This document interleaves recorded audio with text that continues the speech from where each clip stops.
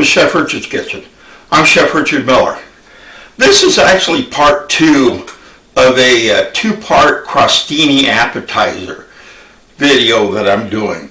The last one was right before this, and I showed how to go ahead and cut up a baguette, and we're going to go ahead and we cooked half of it then, we're going to cook another half of it right now, or at least dry it out. And the last one was brie and prosciutto. This one was going to be a whipped ricotta with herb. And it's also a very, very good and very, very easy appetizer.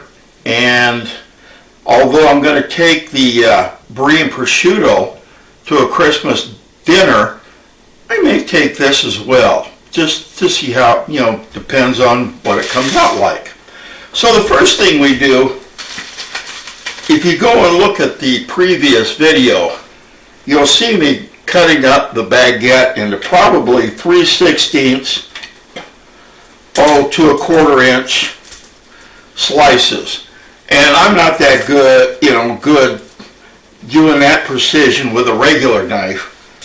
So what I did was I just went ahead and I used an electric knife. And you don't see those around anymore.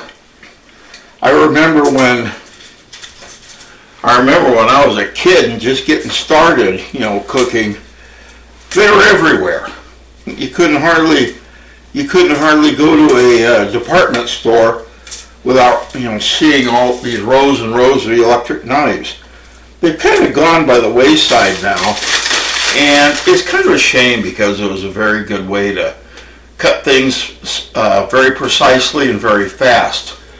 That also would include your finger too, which is probably why I'm sure they're no longer around. So anyway, what we want to do is we want to take our baguette and we want to take a little bit of olive oil. And what we're going to do is we're going to brush just a little bit of olive oil on each of these slices.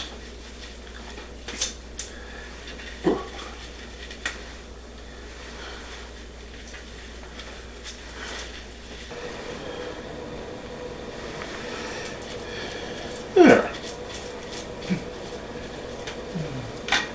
Okay, now that we've gone ahead and we have our baguette slices coated, now let's go ahead and I want to put it in the oven. And I want to put it in the oven at 275 degrees. And the reason is because we want to take and we want to have these slices kind of dry out, but so where they have a little feel to them when you bite into them. At the same time, we don't want to toast them. In other words, we don't want them to have a brown toasted flavor, and we also don't want to dry them out to the point where they're going to break your dental work. So I put it in about 275, and what I'm going to do is I'm going to set the timer for about 6 minutes, and then we're going to go ahead and we're going to check it and see how they're doing.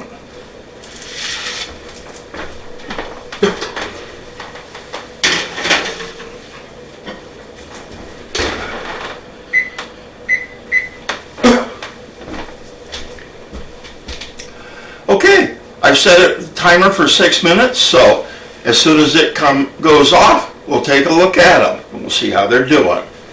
I'll be right back.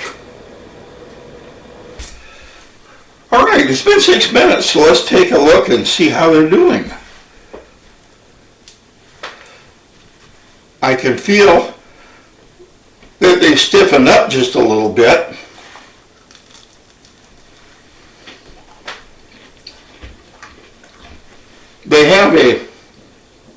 They actually have a little crunch to them. So what I'm going to do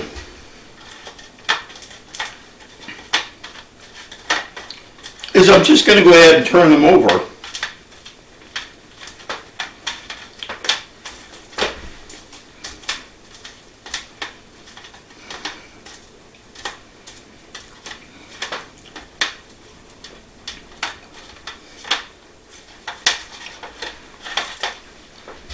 That's a nice thing when your oven's only set to 275, you can do it with your fingers.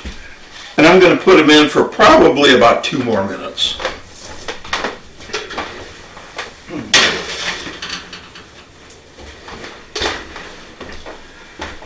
Alright, I'll put them in for 2 more minutes, and what we'll do then is we're going to go ahead and we're going to get out the ricotta and the mixer, and we're going to whip things up, and we're going to make our filling. So, I'll be right back.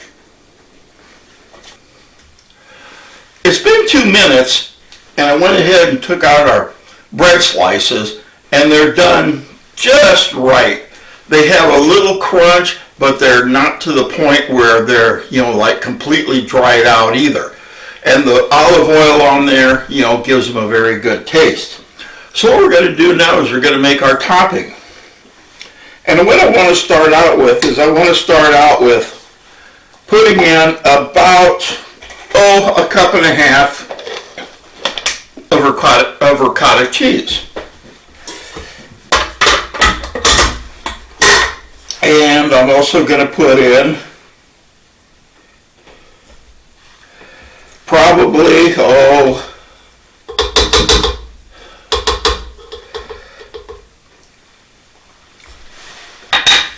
a tablespoon or 2 of honey. Now we're going to whip it.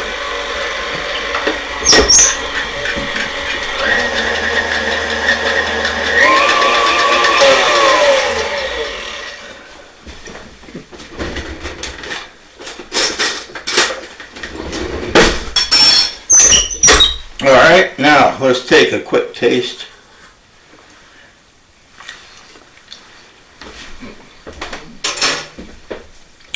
Very good. It's sweet, and I don't want it that sweet, but I want the honey flavor in it. So let's go ahead and I'm going to put in a little salt, a little pepper,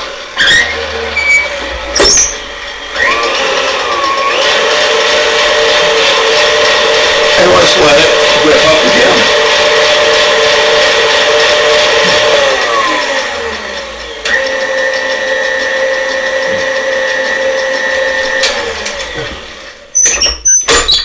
Alright, let's try it once more.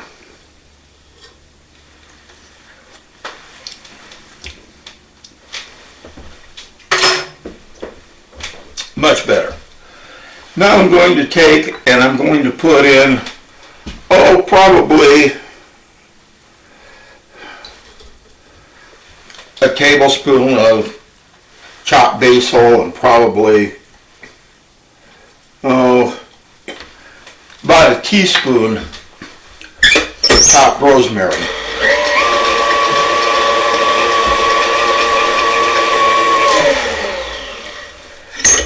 And let me push this down.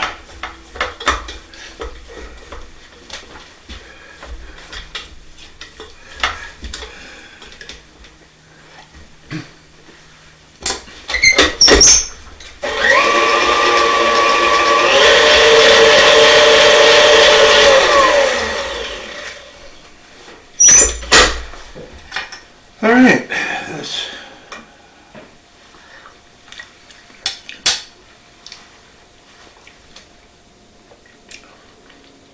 it's actually very good.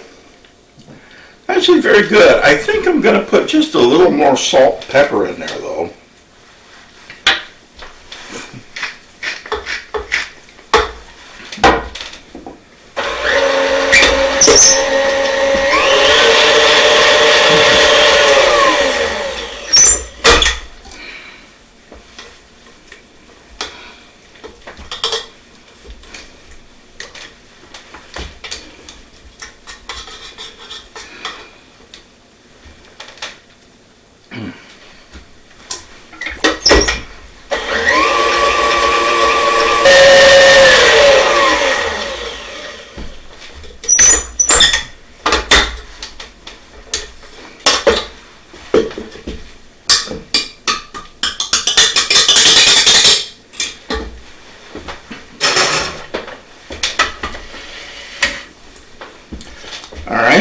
go ahead and take this out of the bowl.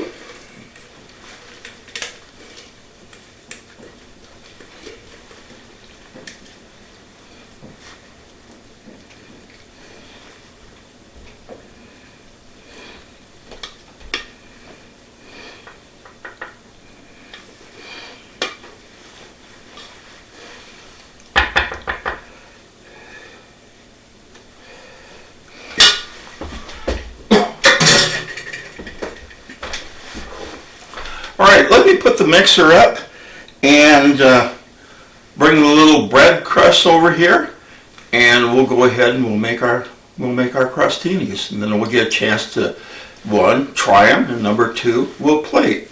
So don't go far. I'll be right back. All right, now that we have our little slices, bread slices, out of the oven, now let's take a little bit of this whipped ricotta and herb, and let's go ahead and put these.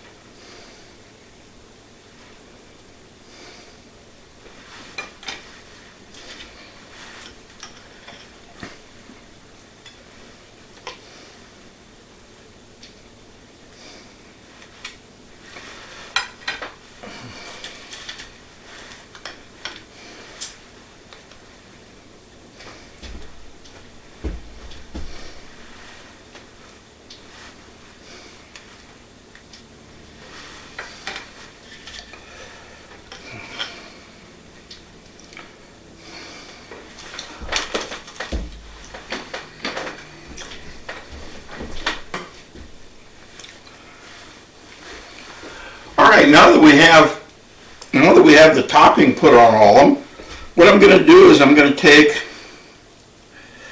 and I'm just going to put a little bit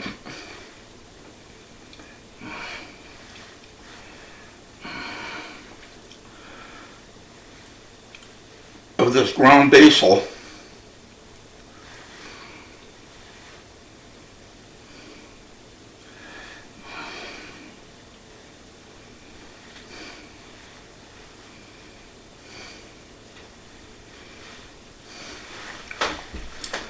on them like such. All right. Now, this is, well, it's nice, but it still isn't really good. So,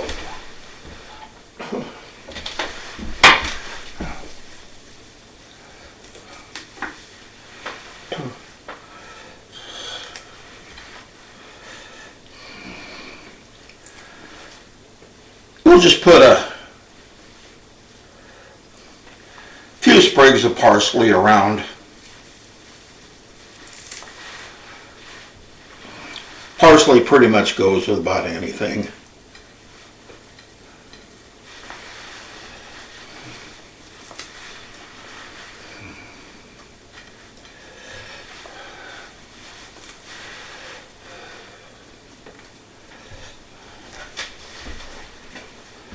All right, let's see.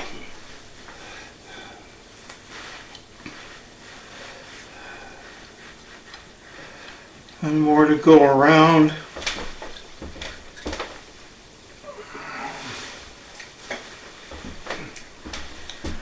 And maybe just a sprig of Italian flat leaf in here. And here we are. Here we have another very, very easy, pretty much, two-step. Just make the crostini and the topping and just put them together. That's it. You don't get much easier than that. And the best part of it is, it's actually very good. There was one left over, and so I always consider that chef's privilege. I'm the one that gets to eat it. It had a very good taste. You could taste the baguette. You could get a little feel of the olive oil, but it's not supposed to give it a lot of taste. You could taste the ricotta. You can taste the honey. It actually gives a little bit of sweetness in there. You can taste the basil and the rosemary, just a hint. And the baguette itself, or the crostini, it's not to the point where it's going to be crunch, crunch, crunch, but it does have a crunchy texture to it, yet kind of a soft inside. To me, I think it's a home run. So try this one, and try the brie and prosciutto that I did before this, and give it a try and see how you do with it. I'm sure you're going to do really, really good. And if you do, send me a comment, an email at chefrdmiller@att.net, and let me know how you did. I'm always interested to know how my viewers do with some of these recipes I present on here. So, once again, thank you very, very much for joining me. I hope you enjoyed this episode. Take care. God bless. Give me a thumbs up. Even better yet, subscribe so you don't miss any. Remember that cooking should always, always be fun. And I'll see you next episode. Bye for now.